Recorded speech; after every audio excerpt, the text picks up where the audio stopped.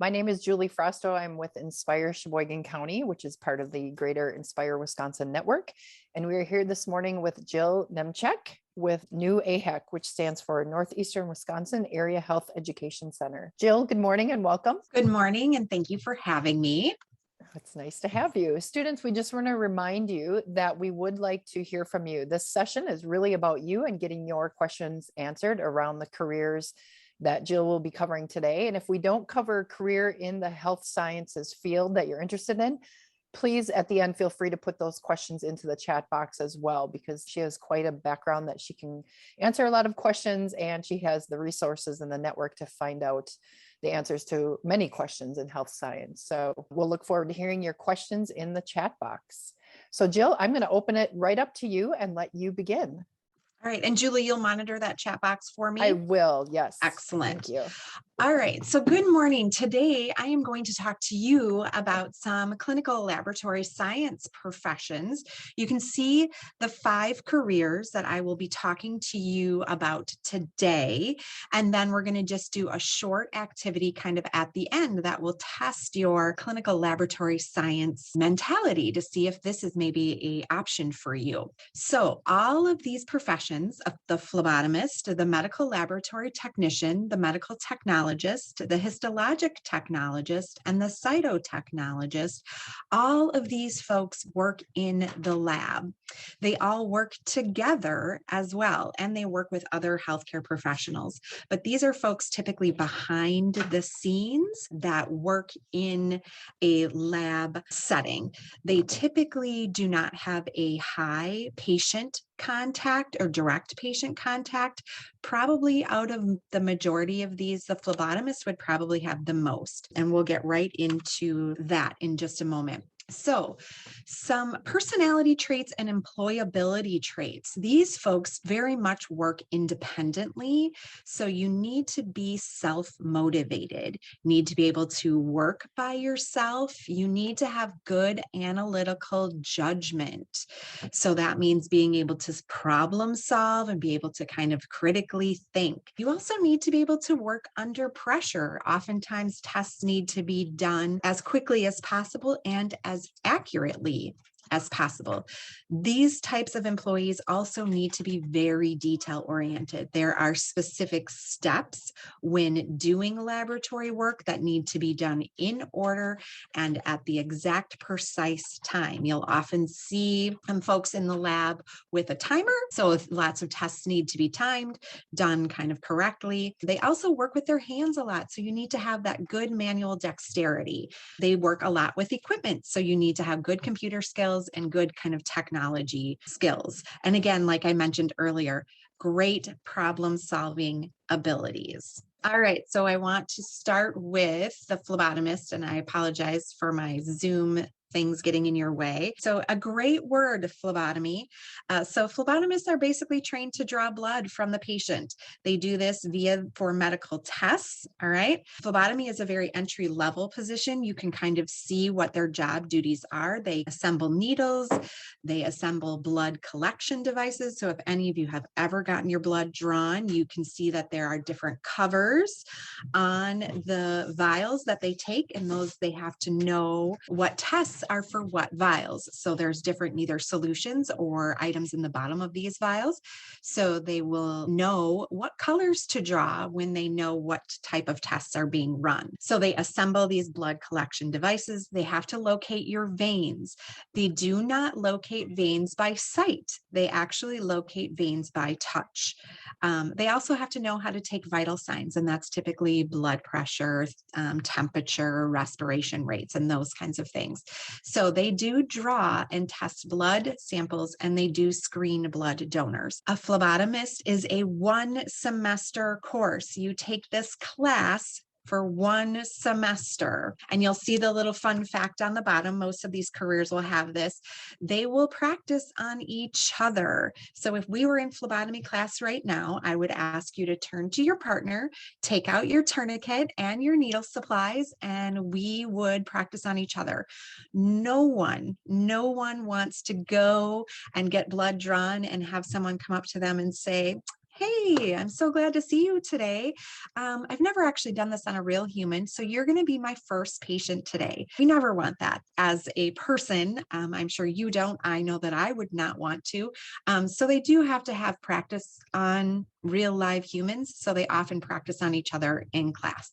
And this just builds confidence. So phlebotomy is an entry-level position. So they get about $14 an hour, which equals about $31,000 a year. And again, that's a starting wage. If you have questions at any time as I'm kind of going through these, because I'm going to go through all of these, just type your question in the chat and Julie will find a time to interrupt me. So a medical laboratory technician or clinical laboratory technician, they have been going back and forth with these terms, taking out medical and putting in clinical, just as a name change to kind of more define what their role is. A technician is an assistant in the lab. So they perform duties under the direct supervision of the technologist. So they actually will run and collect the samples. So the samples that a phlebotomist would take, or any other nurse or someone who is on the floor in a hospital setting that would take these samples, they often will collect them. And they conduct testing procedures. Also have to monitor the quality of these tests. So any kind of pre-packaged test. So if you've heard of a pregnancy test or a strep throat test, that's kind of where they take that giant long Q-tip and they shove it in the back of your throat. And then they swab that swab on a kind of a plastic kit, and then they wait 20 minutes. Sometimes it's called a rapid strep test, and they will get kind of a plus or a minus in 20 minutes. This is the kind of test that a medical laboratory technician will run. They also have to run quality controls on these tests. So they have to make sure that when they open a new box of these prepackaged tests, that they're right. So they actually have to take a swab of a known substance and test it to make sure that the prepackaged tests are running correct. They may have a bad batch, or they may not be answering, or they may be too old. So they do run those quality control tests also. They do also have to report these tests. So they make sure that the information is done correctly and accurately, and then they write up that information that would go right to that technologist. All right. The medical laboratory or clinical laboratory technician is a 2-year program at a technical school. They also draw and run blood typing. So they will have to know how to type your blood as well. So this is 2 years at a technical college, and they start out making about $20.50 an hour, which is about $43,000 a year. So a medical technologist. So this is the person kind of when you watch any medical shows, this is kind of the profession they are portraying. They are portraying this clinical lab technologist or this medical technologist. So these are kind of the generalists in the lab. They are in areas of chemistry, microbiology, hematology, and any bodily fluids. The very interesting thing about working in the lab is basically anything that comes out of your body can be tested. So if you think of any bodily fluids, urine, feces, blood, saliva, anything that you can cough up or hack up can be tested. And so again, those folks have to be okay with working with all of those kinds of substances. So these are the folks that actually conduct these tests. So they're the ones that, again, on these television shows you might see that are looking through the microscopes, that are actually running the tests. They troubleshoot any of the instruments that are there. So anything that is being run.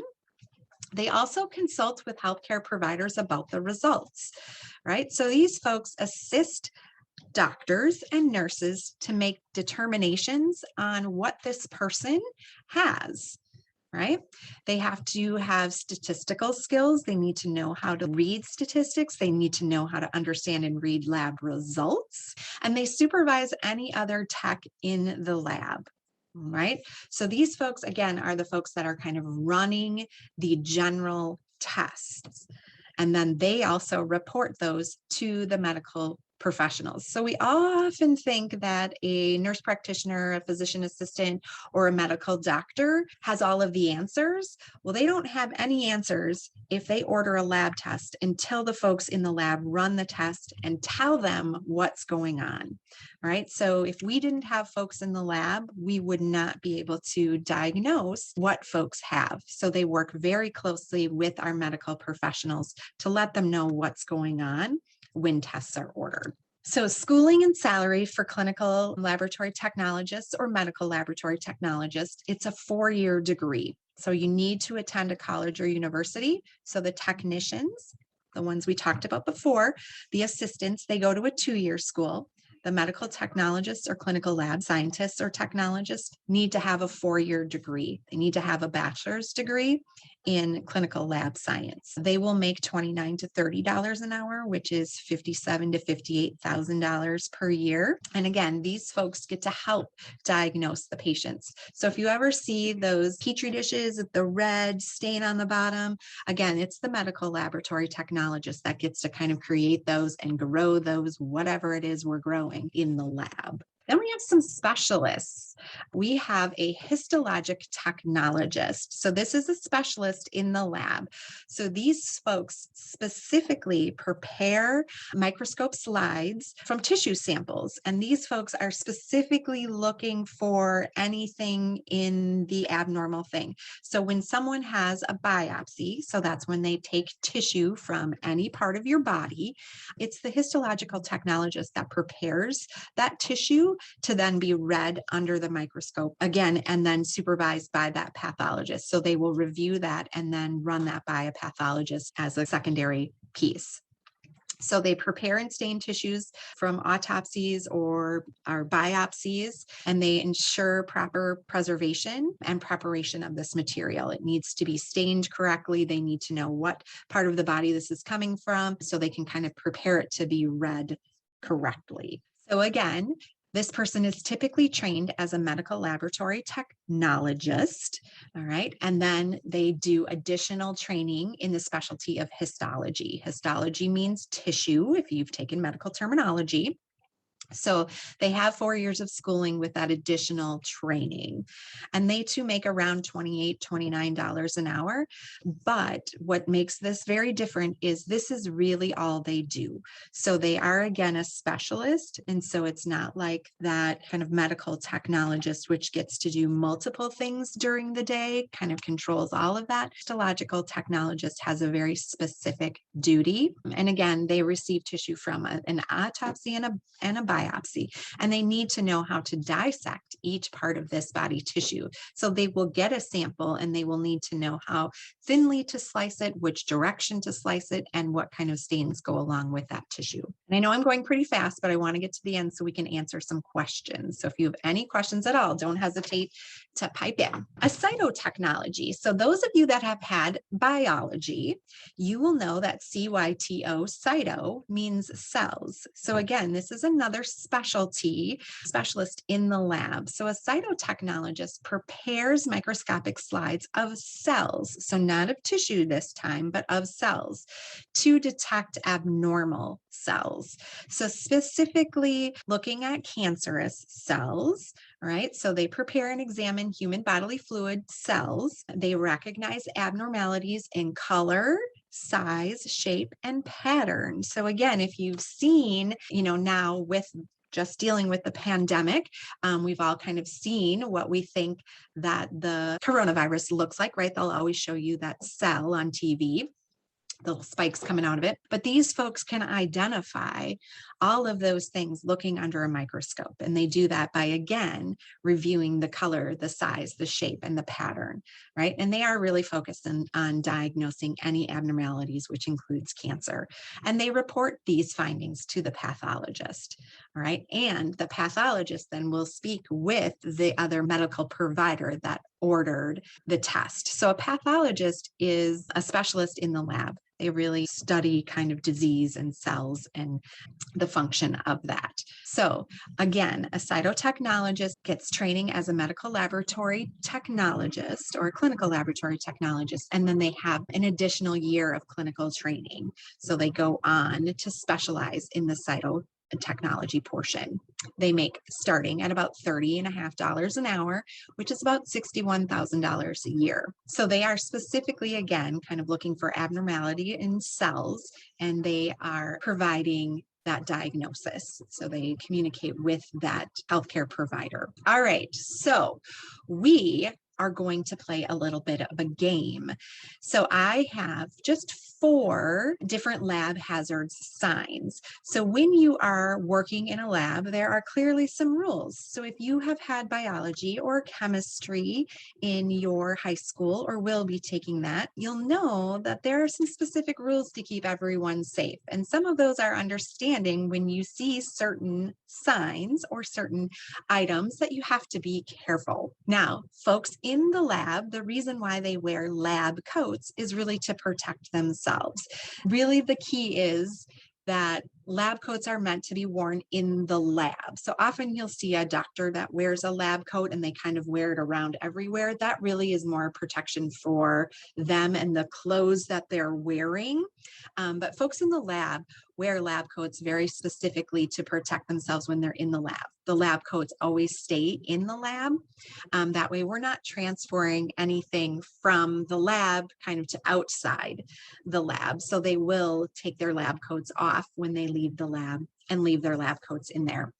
They also often ask that you don't bring anything into the lab like beverages or food, your coffee mug, all of that kind of thing. And then you don't take things outside of the lab, even something as simple as a pen or a pencil. They like to keep all of those things right in the lab. One other thing that folks in the lab have to really practice on not doing is taking pens and pencils and using them and then touching their face or then putting them in your mouth. So if you are a pen chewer or a pencil chewer, maybe working in the lab isn't the best thing for you to do because you never know what your pen or pencil might run through. If you've ever spilled anything on your desk and have not had time to wipe it up, or your pen has or pencil has gone through it, you want to just make sure that everything stays clean and sterile when we work in the lab. All right, so we'll play a little bit. So I have given you a sign here and I have given you some choices. So what I would like you to do, and it's a little tough for me without marking up all of my screen here with my Zoom modules, I would like you to type in the chat if you can, or if you are in a classroom, you guys can play as a group.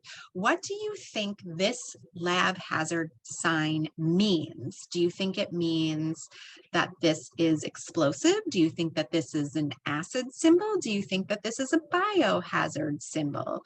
What symbol do you think it is? Ooh, I see folks typing in.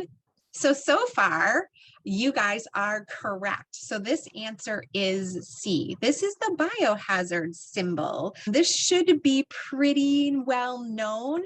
So if anyone, this symbol goes on anything where blood or fluids are collected. So this is very common on a sharps container. This is very common on things that you might see around even schools or things like that, because it's a pretty common symbol. So excellent job, you guys. They do get a little harder. So this lab hazard sign, what do you think this one is? Do you think it's explosive, acid, or biohazard? This one isn't as quite common, but I see a few of you answering. What do you think this one is? Squiggly lines coming out. Some of these are intuitive. Some of them, once you hear it, you kind of get it. And once again, you guys did great. This does mean hot, right? So it's kind of like you would have something flat and then, heat coming out of it. So it does mean that this could be a hot surface. So you would need to know that it was hot to touch. Excellent. All right, we will move on to our final and see if you guys can get this one. I tried to make this one a little tricky. We'll see. You guys have been really good so far. Excellent. Again, you are correct. This is electrical shock. So very good. You guys are ready to work in the lab, I think. So again, you would see something like this and know that there's a possibility for electrical current. So very good. All right, so I want to take any questions that you have. Again, I'm happy to talk more about clinical lab science professions, or I heard there's some folks that might be interested in ultrasound. Happy to talk about sonography or ultrasound. Let me know what kind of questions you have. While you are getting prepared to share questions, I'll just tell you a little bit about why I am here today talking to you. So the agency that I work for, the Northeast Wisconsin Area Health Education Center, or NEWAHEC, we are a liaison between academic institutions, which means colleges, universities, and technical schools, and healthcare systems. So we work kind of on the northeast side of the state with all of our schools and all of our healthcare systems to make sure that students are ready to go into healthcare. So we do that by providing opportunities. We do that by working with amazing partners like Inspire to make sure students are ready to either go into a school to get into a program or to go out into the workforce and be amazing workers in the state of Wisconsin. We truly are looking to prepare Wisconsin with amazing healthcare. The very interesting thing about healthcare is it's not going anywhere. There are sometimes in manufacturing where things can get created and then they are not a trend anymore, or they're not popular, and businesses and companies need to switch and create new things. We have not made that cure where people don't get sick and don't need healthcare. So in the meantime, we always need healthcare professionals, and we're always looking for good folks because it is a people profession. And if you've ever known someone who is sick, they're not always their most friendliest when they're sick. So we need to be able to be very patient and work with folks when they're not feeling their best. So Julie, I see there's some questions. Yeah, we got some great questions coming in. So Amanda would like to know, if you're going to go to school to get a degree to be a medical technologist, could you apply for a lab technician job just to get some experience? That is a great question. Basically, you could apply to be possibly a runner in a lab to like it would be more of a volunteer type position because you do really need training. So if you were going to go to school as a medical technologist, you may need to have a couple of years of schooling under your belt before they would let you perform any kind of real laboratory experience testing. So that is a great question. You can certainly volunteer in a lab. I think that's the best for any high school student. Doing any kind of volunteer work in healthcare is going to get your foot in the door. I cannot express that enough. Any kind of direct patient care, becoming a certified nursing assistant, looking into becoming an emergency medical technician, any of those, or even a pharmacy technician, any of those very entry level. There's dietary aides as well. Anytime you can work in healthcare and explain to folks that you have an interest in lab or in nursing or whatever, they will do their best to include you. So unfortunately, you would maybe be able to volunteer in a lab, but you probably wouldn't be able to work and get paid. And right now, would you have advice on how to go about volunteering? Like, is it as usual? Yes, actually, the unfortunate thing about the fact that we are in this pandemic is we have shut down our job shadows. However, we have not shut down our volunteer opportunities. So all of our healthcare systems are still open to volunteers, which again is a great opportunity for students. It is, in my opinion, way better than doing a job shadow. Job shadows are one-off, short term. Now, you do have to have a little bit of a commitment when you do volunteer, like anything else. But if you go in with an honest ability to say, hey, I am in choir, band, sports, whatever, this is my very busy season, but I'm willing and able to give you X number of hours a week during this time frame. They would be hard pressed to say no because they are looking for things. I know both in our area, our Auroras and our private, healthcare centers like St. Nicholas and Prevea, they are starting some amazing programs for volunteers. They're actually doing some discharge planning. They're actually creating programs where, these volunteers get to actually help the patients leave the healthcare system and then check on them, shortly after. So they're creating some really great opportunities that would be perfect for students who have interests in healthcare. So you can actually look up the facility that you're interested in volunteering and Google volunteer. I would say get as local as possible. So if you are in Sheboygan, and you want to do volunteering at Prevea in Sheboygan, Wisconsin, Google search that. You can also go to the Lakeshore Healthcare Alliance page, and there's a volunteer page on that website as well. Wonderful. So the other question that we have is, if you are a sonographer, ultrasound technician, what would your daily job duties be? Yeah, that is a great question. So oftentimes we think sonographers, ultrasounds only do babies, right? That's what we're most familiar with, is that they take the ultrasound wand, which uses sound, and they can see the fetus. However, you can actually ultrasound any soft tissue of the body. So that means any organ, any skin, any part that is a soft tissue, so not bone, right?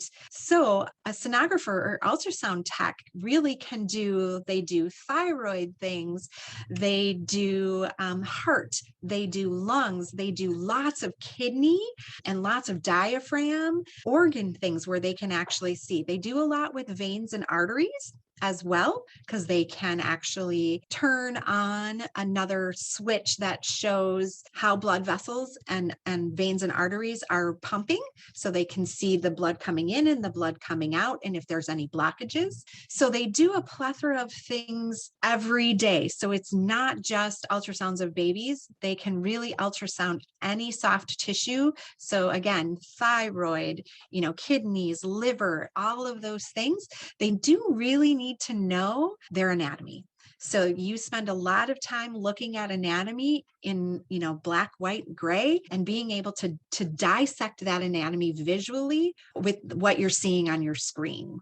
Super. Okay. And here she has another question. Would you recommend getting your CNA before getting a degree in sonography ultrasound technology? Yeah, I really recommend for anyone who wants to go into healthcare, really to take your CNA class, and actually not just take your CNA class, but work as a CNA. Most health profession programs, unless you're going right into a technical degree, you spend your first year in a classroom. And so to have any kind of direct patient care and understanding what it's like to be in healthcare and understanding kind of how healthcare systems operate. Now, a CNA is a very entry-level position. It is very hard. It is difficult. It is hard work. It is not always the most glamorous work. You are really taking care of daily living skills for people, which means taking them to the bathroom, getting them dressed, taking them, to get showers, those kinds of things. So it's not glamorous by any means, but it really gives you the opportunity to learn how to touch people, how to talk to people, how to approach people. It really works on your soft skills. Again, in healthcare, we are not our most friendly when we are not feeling good. So it teaches us compassion, it teaches us patience, which are all great things to practice before you get into your health profession program. It's also great to draw on when you have to do. Most students now, healthcare has gotten extremely competitive. So most of you will have to do interviews to get into the program that you want. And this helps you draw on those experiences. When a person asks you, how will you handle a patient who, tells you no and get away? You will have that experience. I promise you will have that experience to draw upon to say, hey, this is what I've used and this is what I've done. And this is what really works for me. Now, if you are interviewing and have that experience and someone else like me is interviewing and I've never worked directly with patients and I don't have that, and I have to say, well, here's what I would try. They're really going to look at us very differently and say, this person who has worked as a healthcare provider already, as opposed to a student who hasn't, you don't always know what you're getting into. And so they kind of know that you understand what healthcare is about and you're much more of a shoe in. Great question. Do you know anywhere in the Eastern Seaboard of Wisconsin that has ultrasound technologies as a degree, or where they would get that? Yeah, so we actually have a few programs now. So Bellin College is one of them. They are a 4-year degree. So you actually go there, and they're one of the only 4 years. Ultrasound tech typically is a 2-year technical degree program, or it is a program shared by universities where you then go in to do kind of your clinical training at a hospital. So you will kind of do, some schooling, and then really what you do is apply to a hospital program. But Bellin is kind of unique because they actually offer a bachelor's degree. So we do have several programs here on the northeast side of the state that offer sonography. So Bellin is one of them. Concordia is another 4-year school. They actually have a hospital program, I believe, and this I would need to double check and can get back to Julie on this, but I believe Fox Valley Tech and maybe even Moraine Park are considering doing some sonography things. So we actually have quite a few opportunities here directly on the northeast side of the state that offer sonography. Good. Well, we're getting to the end of our time, students. So if you have any last questions, please put them in the chat box now. Jill, I guess my question would be, if they're interested in any of the positions you talked about or the ultrasound, what would be a good next step for them? Yeah, great next steps are really looking into, especially with any kind of clinical laboratory or the diagnostic road, which is more of the ultrasound, radiography, really taking a look at how much do you want to work with patients and how much do you want to work with technology? So a next step is really evaluating yourself. What do you want to do? I would recommend going back or moving forward, talking to anyone who has these professions, watching videos on kind of where they work and what they do. The other thing would be work hard in school. Continue working hard in school, continue researching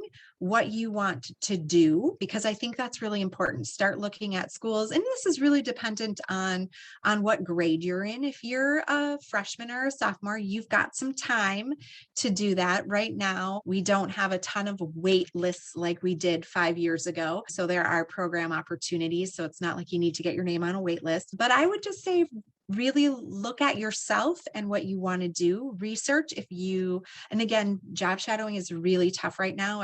I wouldn't even go there, but if you are in kind of your sophomore, junior year, I would say start talking to your guidance counselor about getting into a CNA class, if that's kind of what you want to do. Most schools here in the state of Wisconsin on the eastern side have either youth options or may even have CNA classes right on site. So that would be great to get your name. Typically, those are listed kind of courses. Perfect. Thank you. Well, I'm not seeing any other questions, but I know, Jill, you shared something in the chat box. Yeah, I put my email in the chat box. So if any of you have other questions, again, our job here at NEWAHEC is really to connect students with careers. So if you have questions or want to learn more about what NEWAHEC offers, you certainly can give me a shout out. Just say, hey, I was on the virtual career experience. That gives me a heads up to know where you were coming from, and I'm happy to talk with you. Wonderful. Well, thank you so much for joining us today, students. And Jill, we appreciate all your time and your knowledge in such a vast field. So again, if you have questions, students, please follow up with Jill via her email, or if you are in Sheboygan County area, you can connect with me also through Inspire for your next step. So and wonderful. Thank you, Julie, for having me. This was great. You bet. You bet. Have a great day, everyone.